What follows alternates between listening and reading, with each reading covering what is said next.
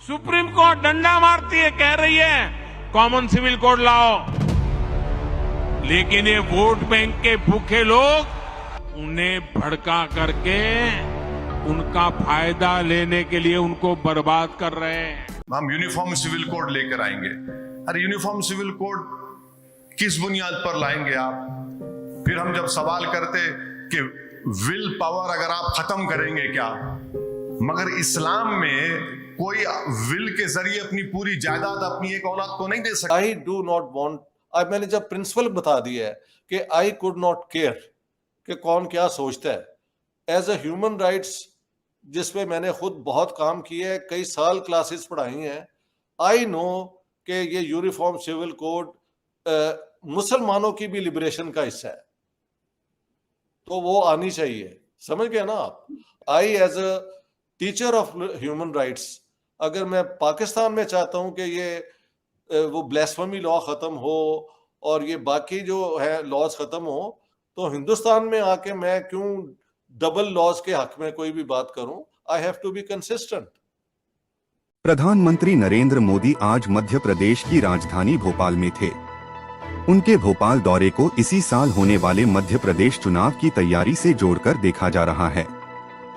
PM Modi कमला Nehru stadium में आयोजित मेरा बूथ सबसे मजबूत कार्यक्रम में पहुंचे, जहां वे बीजेपी कार्यकर्ताओं को संबोधित कर रहे थे। पीएम ने अपने शुरुआती भाषण में चुनावों को ध्यान में रखते हुए राज्य के कार्यकर्ताओं और बूथ समितियों को जीत का मंत्र दिया और अचानक उन्होंने इसका रुख यूनिफॉर्म सिविल कोड की ओर मोड़ दिया। पीएम ने कहा कि यूनिफॉर्म सिविल कोड के नाम पर मुस्लिम भाई बहनों को भड़काया जा रहा है। एक ही परिवार में दो तरह के नियम चलेंगे क्या? पीएम के इस बयान के बाद इस बात को लेकर चर्चा तेज हो गई है कि क्या 2024 के लोकसभा चुनाव से पहले केंद्र की बीजेपी सरकार यूनिफॉर्म सिविल कोड यानी समान नागरिक संहिता को लेकर कोई बड़ा फैसला करने जा रही है। यूनिफॉर्म सिविल कोड का मतलब क्या है कि Muslim man and woman, Hindu man and woman, Sikh man and woman and the rest are equal under the law and they have equal right to contest public office and they have equal responsibility। सिर्फ rights नहीं होते, responsibility भी होती है। तो जो मुसलमान औरतें का बैकवर्डनेस है ना, वो यूनिफॉर्म सिविल कोड के आने के बाद होगा। ये हिंदुस्तान में लोग कहते हैं नहीं जी ये तो बीजेपी और उनकी नीयत नहीं है। मैं आई एम नॉट आफ्टर नीयत, I am a expert on human rights के वो होते क्या है। ह्यूमन राइट्स एक जब भी आए अल्टीमेटली फायदा होता है। जब अयूब खान ने मुस्लिम फैमिली लॉ लाए थे 1962 में, तो मेरी आंखों के सामने मौलवियों ने वहां पे शोर मचाया था, but he stood his ground. और उसके बाद वो लॉ बनने के बाद किसी ने उसको नहीं हटाया। वो इंडिया से ज्यादा प्रोग्रेसिव लॉज हैं जिसकी इस्लामिक लॉ को उन्होंने चेंज किया है।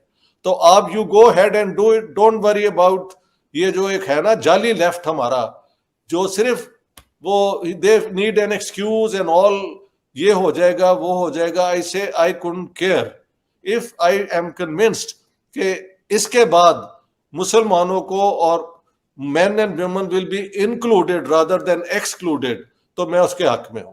मैं एक्सक्लूजन के खिलाफ हूं। So I have a very strong argument. मुझसे कोई बुला, किसी के साथ मिला के आप डिबेट भी करा लें, I am willing to do that.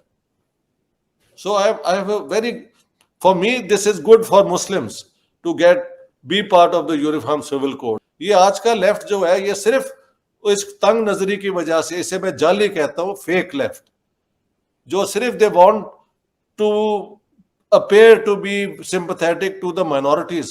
लेकिन अगर माइनॉरिटीज की औरतें एम्पावर हो रही हैं तो वो कौन सा लेफ्ट है जो उसको अपोज करता है? बीजेपी की इंटेंशन मैंने कहा is not interesting for me theoretically.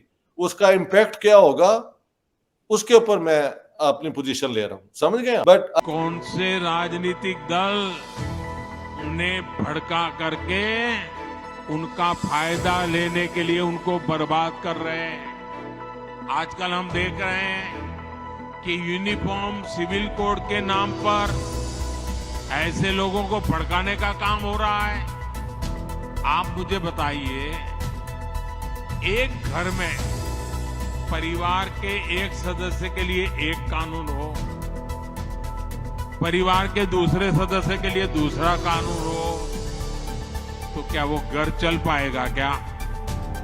कभी भी चल पाएगा क्या?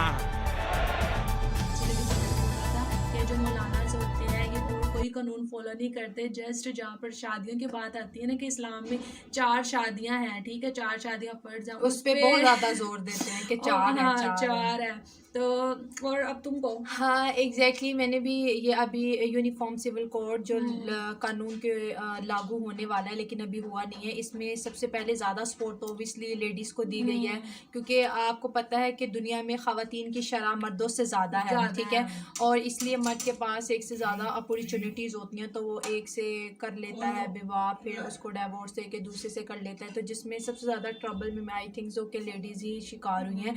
इस यूनिफॉर्म सिविल से क्या होगा कि आर्टिकल 44 से वुमेन जो होंगी स्ट्रॉन्ग हो जाएंगी। और दूसरा बात ये है कि जो उन्होंने तलाक की बात की कि जैसे मुसलमान रिलीजन में है कि मर्द 3 दफ़ा तलाक बोल देता है और औरत की सारी जिसे बोलते हैं ना जिंदगी की जो उसने एफर्ट्स की हैं बच्चों के लिए, घर के लिए, वो सब क्या हो जाता है, ख़त्म हो जाती है और वो 2 हाथ 2 पैर लेके घर से चली जाती है अपने माता पिता के घर। सो ये भी उन्होंने बहुत अच्छा किया कि कोर्ट से इन दोनों को राब्ता करना पड़ेगा और अदालत ही फैसला करेगी, वो दोनों अपना फैसला नहीं ले सकते। और एक ये कि एक ही शादी होगी, वो ख्वाह इंडियन हो या वो मुसलमान हो, ठीक है, हर रिलीजन के लिए कानून सबके लिए एक होगा, ठीक है, अपना रिलीजन और रसूमात अलग अलग से, लेकिन कानून नहीं बदलेगा।